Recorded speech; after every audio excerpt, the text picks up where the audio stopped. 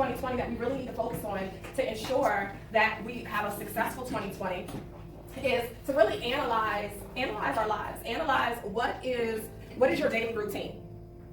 All right, everybody think about what is your daily routine, right? Think about it. What is the very first thing that you do when you wake up in the morning? What do you do? Who checks their social media accounts first?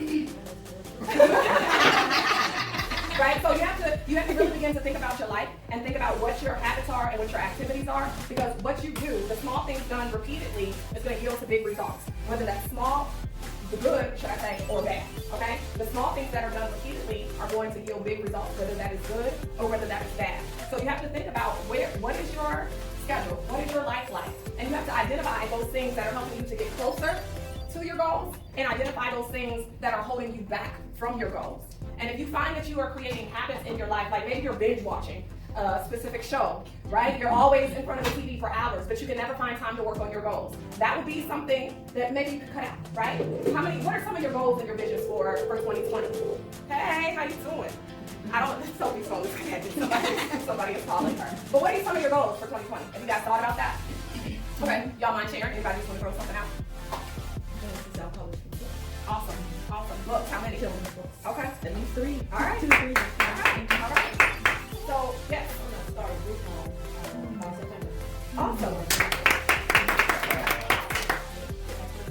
Oh. Hey. You were in the right place. I want to drink less Sprite. Drink less Sprite.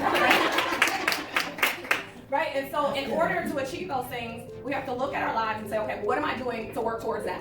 And really set aside some time every day, or set the time schedule, right? So if maybe you're saying, okay, I'm not going to work on that every day, but I'm going to work on that 3 days out of the week. I'm going to work out of it 4 to 5 days. So set the time frame so that way you can add it into your schedule. Because in order to achieve what you want to achieve, you have to make time. Because if you don't make time, you will make excuses, right? Let me say that again. If you don't make time, you will make excuses. And so you have to say, this is the time that I'm going to carve out to give focused attention on in order to reach my goals. And when I do that, you have to make it a non-negotiable, right? But first thing is to identify the bad habits, and then you have to replace it with a good habit, okay? So that's why I said you have to analyze your life, think about what are the habits that you are doing that are not leading to it. Because what happens is if you identify and you try to cut out, let's say for instance, Sprite. You try and quit Sprite, but you don't replace it with something else. That leaves an empty space. What is your mind going to go back to? Right. Sprite.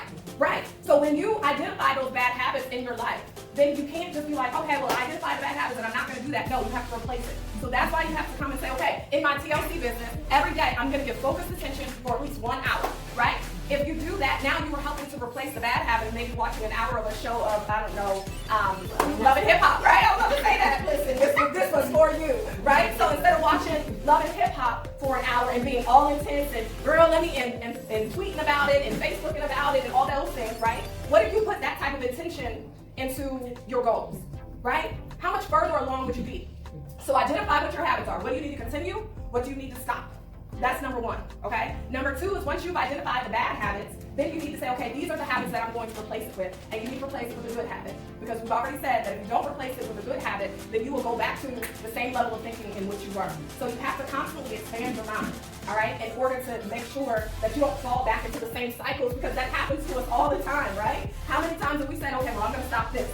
And that was in 2015, and here we are in 2020, and we're still looking like, oh man, I said I was going to stop, right? My mom used to say that her and her friend would go on a diet every Monday. Every Monday they were going to lose weight.